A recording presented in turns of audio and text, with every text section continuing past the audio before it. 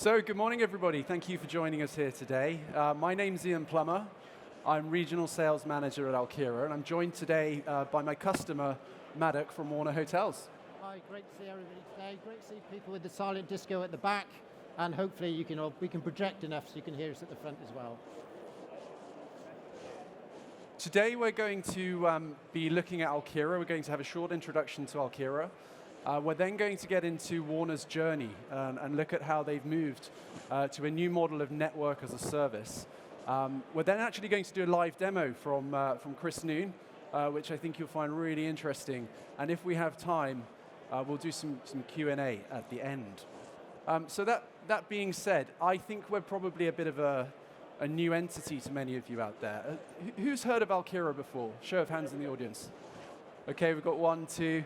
So pretty new. So Alkira is a network as a service company headquartered out of Silicon Valley. We've been in the market for a number of years now.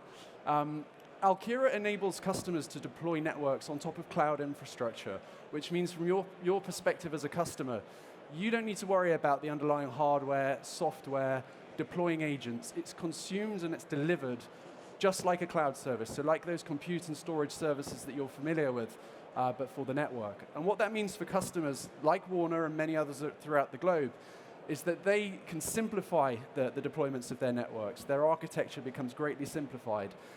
They can speed up the way that they deploy and make changes to their networks, so what would traditionally take weeks and months to achieve can be done in hours and days. And ultimately, by doing those things, they're reducing the cost of delivering those networks to their organization. I think Maddock's going to say a few words now about Warner Hotels. Yeah, Warner Hotels. Who are we? Well, we are a UK-based company. We offer short breaks for adults or grown-ups, so that means no children, across the UK in some of the most beautiful countryside that we have to offer. We offer golf, spa, shows, dinners, and we try and give a great experience for all our guests. It's all the way from manor houses to castles. I love castles because I'm Welsh, I'm a bit of a sucker for castles. But amazing, fantastic locations for our guests to stay and enjoy themselves. Thanks, Maddock.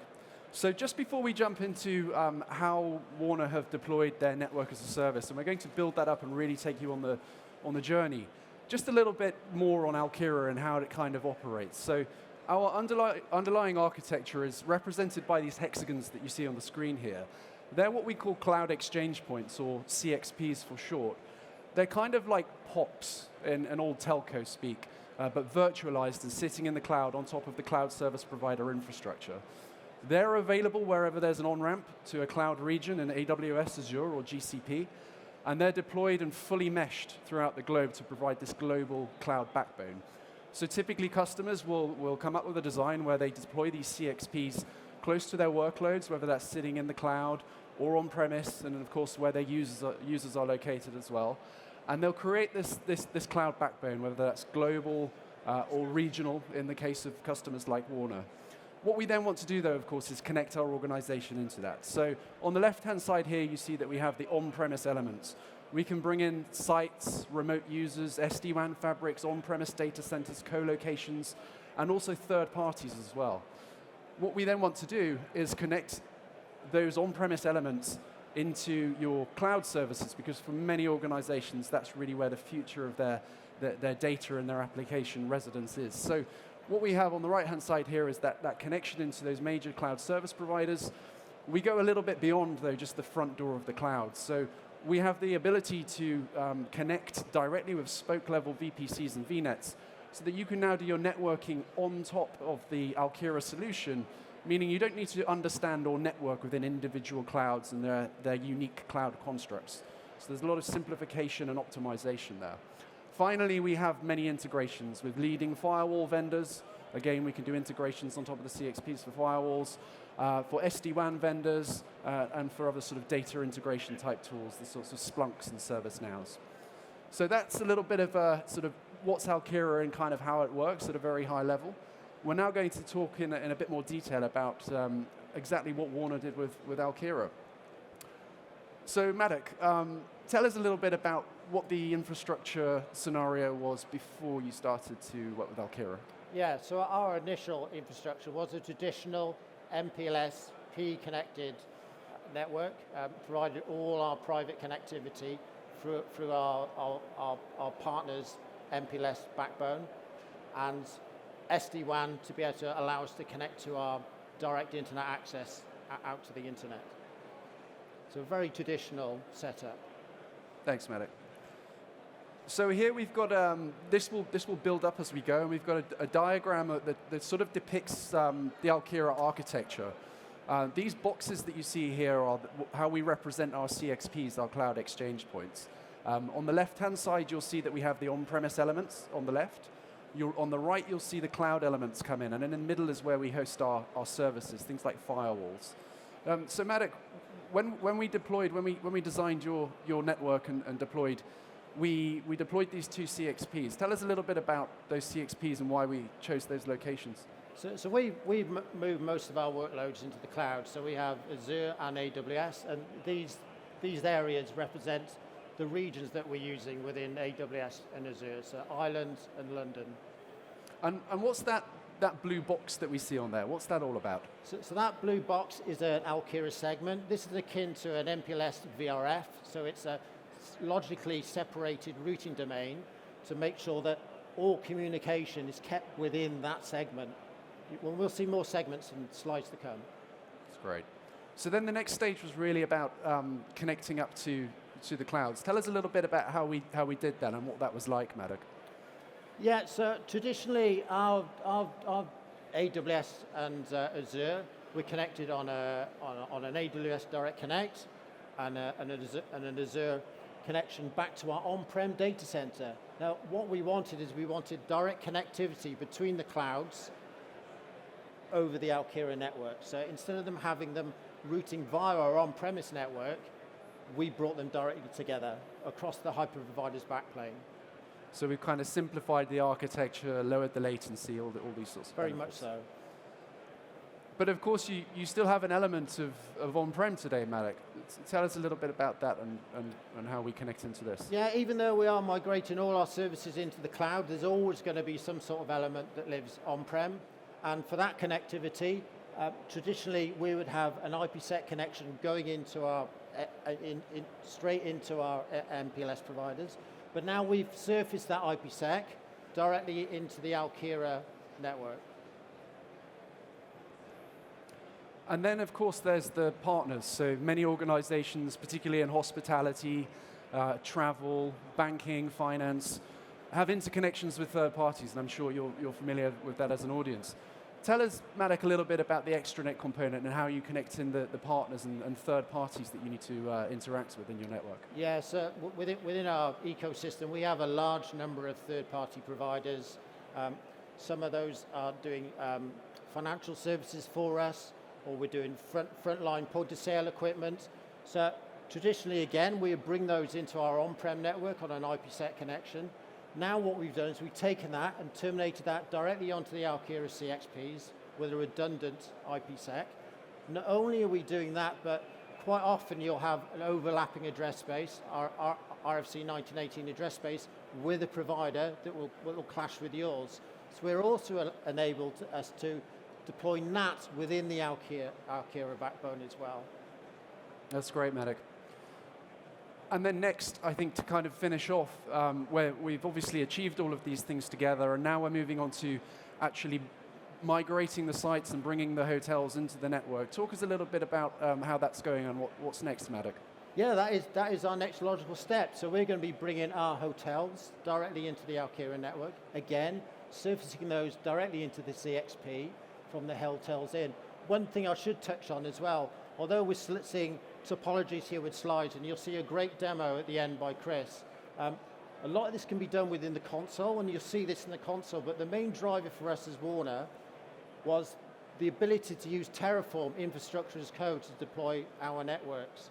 So it allows us to have the same capability that we have to when we deploy our cloud networks. We use GitOps, we use Terraform, and that allows us to put in a number of checks and balances and automation into our pipeline, and it achieves us to do it more reliable and do more with less.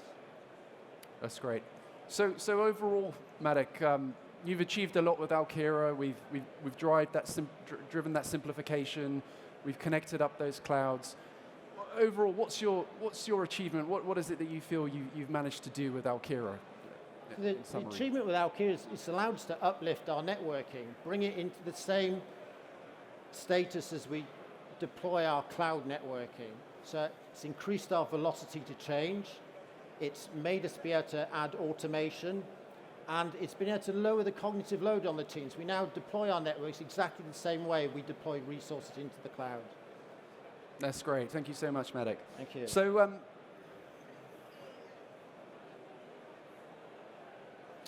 this is extranet as a service. You're asking about the EAS, right? So this is our extranet as a service, and as Matic was describing the third-party connectivity, this is how we bring this into the network.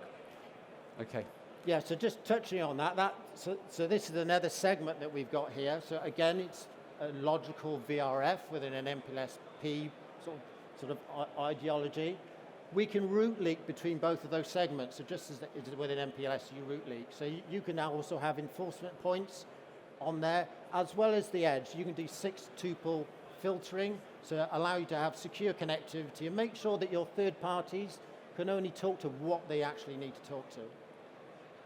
Okay. So we've kind of showcased a little bit there of Warner's journey and how they've gone from that traditional network connectivity and connections to the cloud and moved to a network as a service with Alkira. I said at the start that we've taken what took weeks and months down to minutes and hours to achieve. And you've probably seen a little bit there about as to how we've been able to do that and the journey that Warner have been on. But that's just words. What we've actually got now is a demo to show you just how quickly we can achieve that. Everything that we build in Alkira is done through our portal, but as Matic suggested, we also have the ability to automate through Terraform. So I'm going to pass over to Chris Noon now, who's going to run a short demo and show you in reality just how quick and easy it is to build these networks with Alkira. Thanks, Chris. So thank you. Nice presentation, Ian. That was really good. Nice to meet you all. I am the Solution Engineer Director for the international team. I have my colleague at the back, Phil, who will be clicking a few buttons for me. But what I want to do is I want to switch from a PowerPoint presentation and I want to start showing you the platform live. And I'm not going to stand in front of the screens, understanding I'm a little large and I might get in the way. So Phil, if you can switch to the Alkira platform for me, that's great. So if you can just click on the network side on the left-hand side, please, Phil, just so I can see all of our CXPs. So what you can see here is we have 5 CXPs, and this is just to showcase our global spread. So what we do is we deploy our infrastructure in AWS, in Azure, and in GCP. So you can see here I have 2 in AWS, 2 in GCP, and 1 in Azure. This is just to showcase that we can mix and match. You don't need to pick one cloud. We can be multi-cloud for you and create that type of connectivity. All of these are single region, multi-availability zone, which allows us to have that high availability, that BCDR that everyone expects from networks today. Everything is fully meshed point to point, handled by us from a data operations perspective. This network is built for you and serviced for you. You are literally just connecting into it and then having your traffic flow through it. So if Phil drops into California for me, you can see inside a single CXP, which is like inside our virtualized POP or our virtualized co-location facility, you can see kind of what Ian was explaining before. We have users and sites on the left, which is very much for our branch connectivity, which is very much for our small areas or data centers, even remote users with our ZTNA client. On the right-hand side, we're looking at cloud connectivity. So from this single AWS CXP, I can connect to all 4 major clouds. That's AWS, Azure, GCP, and OCI. We can also provide internet breakout.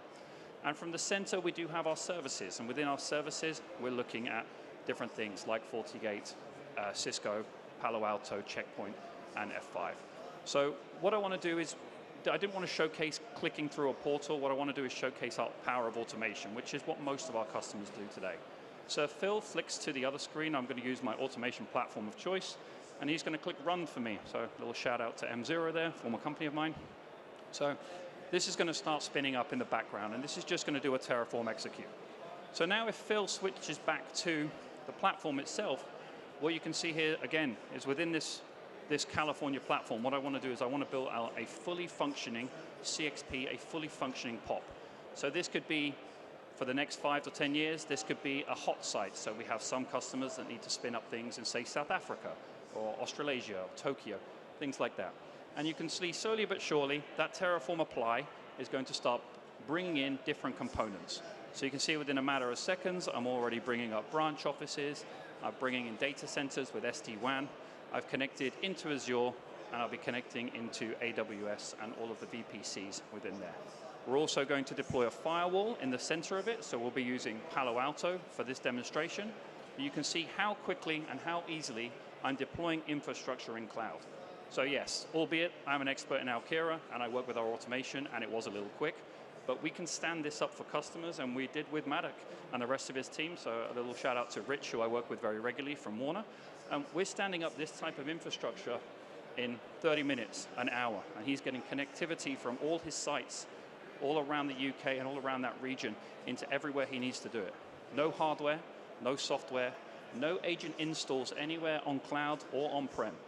We're using cloud-native constructs and Alkira intellectual property to make this kind of connectivity very easy. Yes, you have a question. Who owns the underlying infrastructure? Is it you or the client?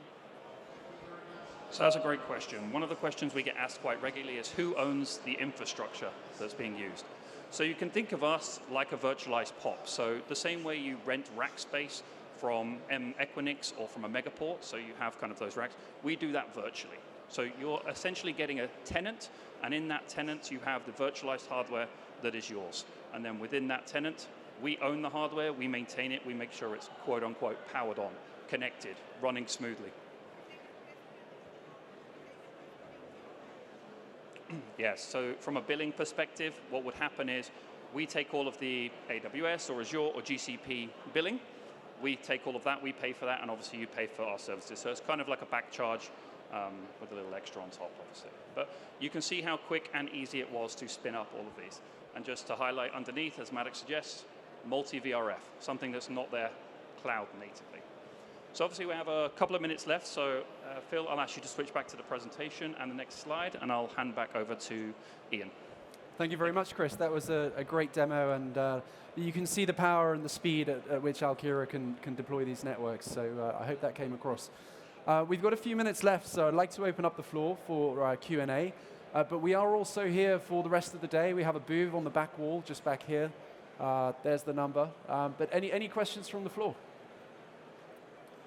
And my colleague will get to you with the microphone.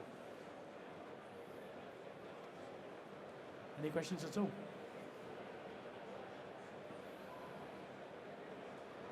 We must have answered all the questions already. already. You did to complete the job, I'm afraid. It's very clear, very straightforward, very easy to use. I'm sure there are many questions that will come up later, so do come and see us at the stand at the back, and we'll be delighted to have a further conversation with you. Maddock will also be with us for a little while longer back there, so if you'd like to hear firsthand from Maddock and have a bit more of a conversation with Maddock, then that option's available. But thank you all very much for joining us today. Maddock, Ian, Chris, thank you very much. Thank you.